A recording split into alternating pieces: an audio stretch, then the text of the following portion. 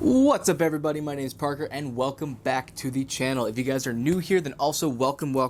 Today, well, first off, sorry the lighting is really bad. It's really hot and bright, and so that's why I'm not in the usual spot over there. It is really hot and I am not trying to get sunburnt. So for today's topic of discussion, what I've been noticing for quite a bit, I'm sure many of you guys have too, is that throughout the past few years, I've noticed that like people have been more dissatisfied and people have been more unhappy and unfulfilled and all those synonyms. But I've noticed a trend that it's just more, especially with this new age of mental health and awareness for that, which is all good. That's great. But with that comes, there's a lot of people coming forward with their own admissions to, being depressed or having, stress, anxiety, and having, these things that weren't really, I would say, apparent just a few years ago. Just a rising number of people who have kind of self-diagnosed or maybe have been diagnosed with these symptoms have gone up dramatically throughout the past few years. And I've just wondered why, right? I'm not going to sit here and say that I suffer from that stuff. I occasionally deal with anxiety, I occasionally deal with depression, I guess on a very normal level, but I do understand it because I do have a lot of friends who do suffer from that, whether it's anxiety or a lot of depression or a lot of that stuff. I do have very dear friends who have those severe levels of that, so I do understand it. So just I'm not just some guy who doesn't know what he's talking about, right? So I started asking the question why. Why is this happening? Why is this mental health awareness thing going so it's being blown up, right? And again, this is a good thing, but I'm also wondering why it is still increasing. So I've been pondering on this for quite a bit now, and I just kind of want to make a video talking about it, maybe explain some of my thoughts and comments on it, maybe some theories or something, and I definitely want to hear from you guys down in the comments below. Let's talk about some of these things. I want to hear your guys' perspectives, your guys' opinions, and all that stuff down below in the comments, respectfully, of course. I think the first bridge we should connect is a very easy one. It's very on the surface level, is that a lot of people are unhappy in this day and age because they are unfulfilled, right? And that can be caused by a whole bunch of different things, right? So, but mainly what I've noticed is that a lot of people derive that feeling of unfulfillment through careers, right? I think what a growing issue is the lack of social interaction. So there's a lot more people who are just very linked to their technology and just linked to their being in their rooms all the time, not really getting much human interaction, which is I'm sure many of you people have, many of you guys have a person in your life who does that, who's just always on their technology, computer, iPad, laptop, phone, whatever, just always in their room. I'm sure many of you guys know someone who's like that. But with that rise, I think there's also that, but it kind of derives from people being unfulfilled from their job. They're not doing what they love to do. They're doing something because they have to rather than because they want to. And then if maybe someone doesn't have a lot of friends because they have anxiety, social anxiety, and they have this depression or this stuff like that, which kind of stifles them from being able to flourish in a social manner. Maybe they don't have a lot of friends, or they have a really tight close-knit group and they don't really get out much, stuff like that. And I think that even if you don't have that stuff, especially if you don't have that stuff, it's really hard to find fulfillment, because happiness and fulfillment in life kind of comes from different branches. It's a balance. You can't just have be flourished in one thing and then just deprived in another. So if you have a great career, but everything else sucks, no friends, no family, no whatever, no love life, or whatever the case, it's that's not going to work. So then again, vice versa, it can be any different ways. You have to have a balance of each and every one. But what I've noticed is that a lot of people usually lack in the career and the social. But the other one, which is equally as important, maybe even bigger, is that they are lacking in a social, the social area. So if they're not getting out a lot, they can't talk to people, and it's really hard for them to meet new people, make new friends. That is a detriment to how you live your life, because we need people. Humans need people. We need other people to connect with. We need other people to feel things with. We need other people to socialize. We're made to do that. We're not a independent creature. We definitely thrive off of the hive and the in groups where you thrive off of other people. And when the social branch lacks, it can actually create a domino effect that can negatively impact, things like your love life and other things, and like family, because if you can't interact with other people, I mean, yeah, it's obviously going to be easier to interact with your family, but it creates habits, and it creates this habitual environment to be okay with not talking to people and to seclude and isolate yourself, which isn't good, because we need that stuff. Studies have shown and proven that people who don't get out and like interact and have friends and like tend to be like a loner, or whatever the case, whatever you want to call that, tend to have shorter lifespans, because there's not much to look forward to in your day, and then when you start to reach older ages, there's just not much more to life than what you have accrued. And if say if you're part of the 99% who isn't rich as hell, then it's that there's not much there. It's kind of, that's why it's all balance. You have to balance it out, because there have to be a give and take. You can't just have one facet that's flourishing and another that's not, because we do need stability, which comes from career. We need the affection, which comes from like our love life and passion, and we have to have the human emotion and connection that we have with other people. So again, I think that's very agreeable. I think most people would say the same thing. I'm pretty sure most people understand that, but I actually have thought about something that kind of goes deeper. It might be a little bit out there, just warning. It's not like a conspiracy theory, right? I definitely think there's some points to it. I haven't done necessarily any research on it, but I'm definitely going to after this video. I should have done it before, sorry. But I definitely don't think this idea is far-fetched. So, in this new day and age of mental health awareness, self-help, confidence, freaking depression, anxiety, all these psychoactive disorders and stuff like that were caused by, that isn't like a bone injury or something, like some injury to your body. It's more of a chemical imbalance in your brain, which science says some of these things are, like ADHD and again, depression and anxiety, all that stuff. Science kind of dumbs it down to like chemical imbalances in your brain, which I don't think is wrong or right. I'm not sure yet. And in this day and age, this is getting more and more prevalent in our society, for sure, especially in progressive areas like New York and California especially. I don't know what's going on in New York. I think they're too busy to care. But like California, it is so prevalent. So what I've noticed is that with the rise of these social diseases, again, I'm going to label that, anxiety, depression, all that stuff. I'm going to label that social disease. So with the rise of these social diseases, I've noticed was at the same increase, if you look out like on a graph or something, like with the same increase as the rise in use and advancement in technology and in social media. Now, to some of you, it's like, okay, no shit, right? Like, obviously, you're like, of course, yeah. But maybe someone else maybe didn't connect this or something like this. I've noticed this for a while. I decided to make a video on it now more than ever, I think, especially in California. So I guess my thesis statement for this video, if you want to call it that, my thesis statement would be that there's a definitive correlation between the rise and advancement of technology and social media and overpopulation to the rise of unhappiness, depression, acts of violence, unfulfillment, and the decrease of societal mental health. Those two groups have a direct correlation. They have to. And I think that it is not necessarily...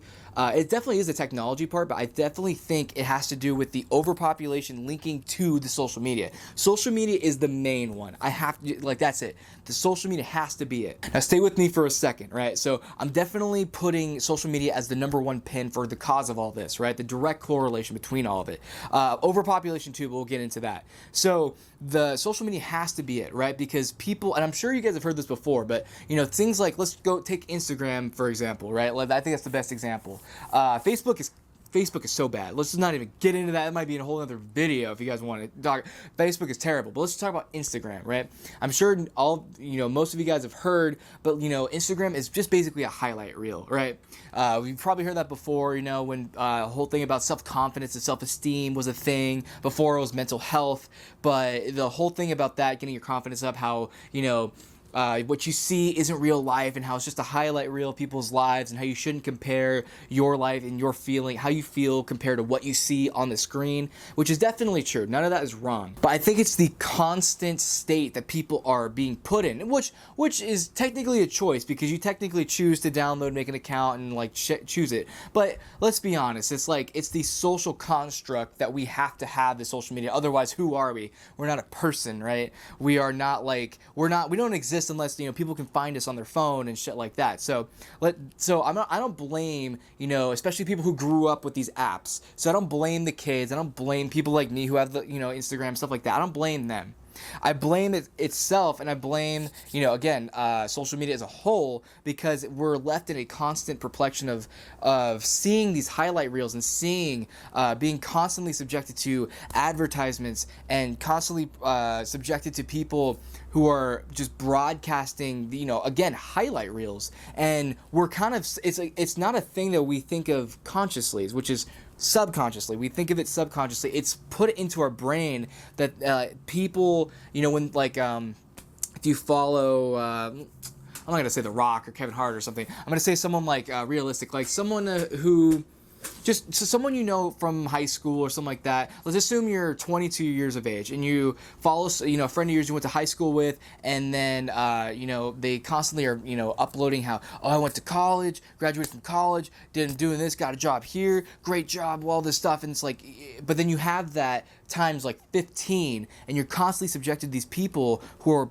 uploading all their accomplishments, everything they do that's positive, because they wouldn't post it if it wasn't, right? So all these things, and you're just thinking, holy crap, you're just sitting here like, oh, what am I doing on my phone? I'm not doing anything with my life, and I'm definitely not doing what they are.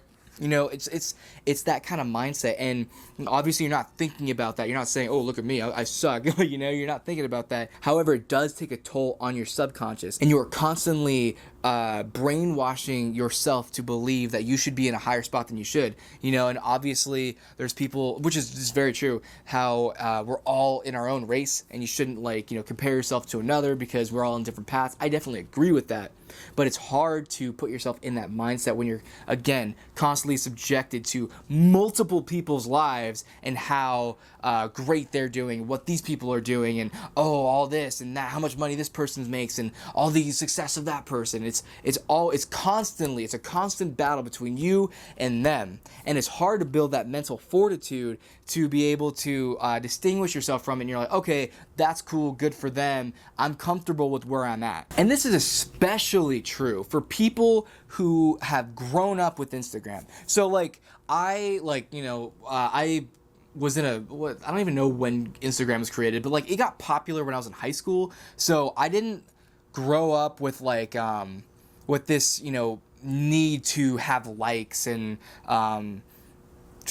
shares and shit like that. I didn't have to have that. I didn't care. I didn't even actually have an Instagram until I was probably a sophomore or junior in high school. I just didn't care. I didn't even post on it. It's like I just one of those people. That's fine with me.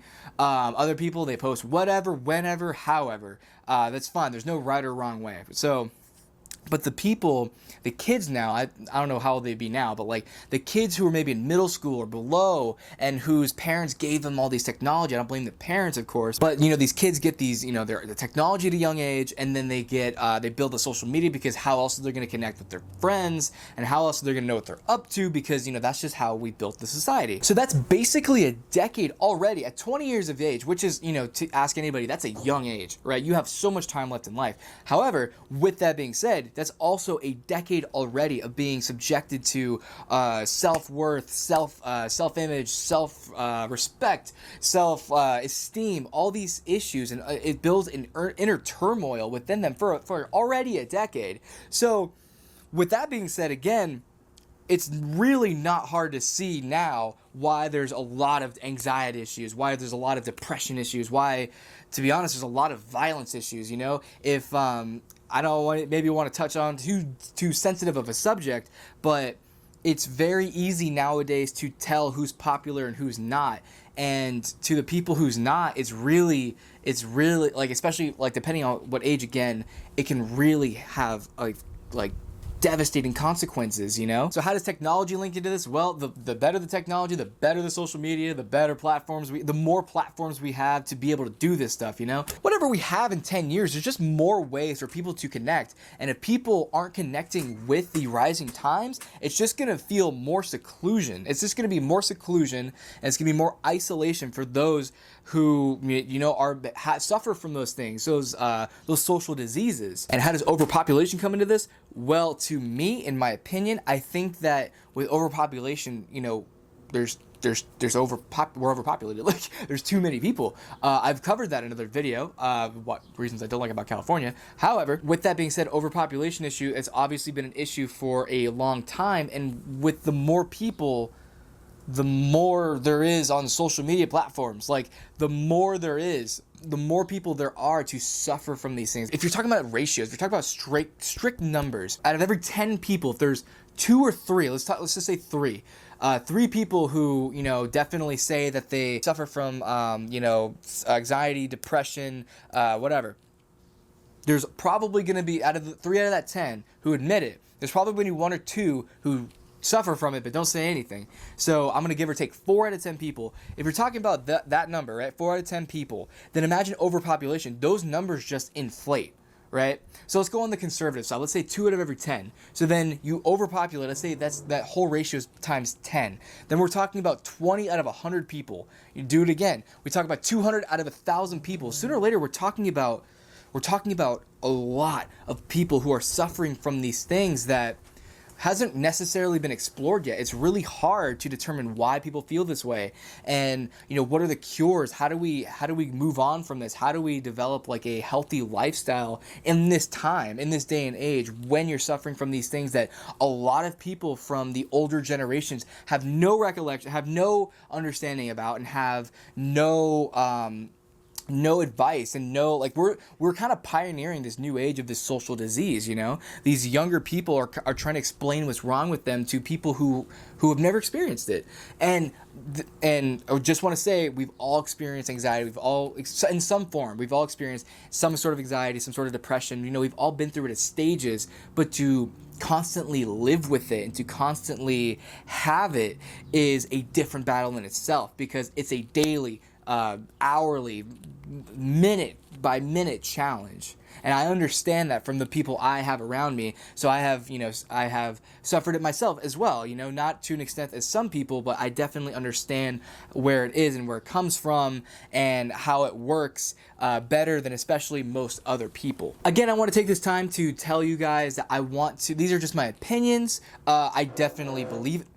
Come on, man. Can't wait till I'm done filming. Again, I wanted to say that these are just my opinions. These are things I've noticed or have put together. It's not necessarily true, but honestly, how can you deny it? Like, kind of thing. Like, it does make sense, and if you agree with me, that's great. If you don't, I definitely want to hear your opinions. Let's all talk about this down in the comments below, respectfully, of course. I want to make this channel something to where we can talk about these things freely, free of, like, hatred and ignorance and stuff like that. So please put your comments and thoughts and experiences, stories, anything down in the comment below, and thank you very much. So all in all, after saying all this, you know, I definitely advocate for, you know, mental health awareness, especially when we get into the subjects of what that can lead to, especially stuff like violence, gun violence, depression, people, you know, suicide, anxiety, all this different stuff. It can lead to a lot of very drastic measures. It can lead to a lot of unhappy living. It just leads to unhappiness. It doesn't lead to anything good. So I definitely advocate for mental health, especially, you know, just being aware of it, just being aware that it's a thing. It's not some snowflake ideal. It is serious, you know. There's a lot of there's people every day saying that, you know, coming out and saying that they experience it too, and they have it too, whether they're, you know, 60 or 40 or whatever the case. It affects us all, you know, especially in today's day of days where, you know, technology is at its peak, or so, whatever you think on that. But, you know, where technology has advanced as far as it has, you know, we have a lot of opportunity, but we also have a better view into the world that we are living in, which isn't necessarily good. If you are watching this video and you suffer from any of those things, please, let's talk about some of these things. Like, put in the comments down below. I would love to talk to you guys, about it. Just know that, can be better.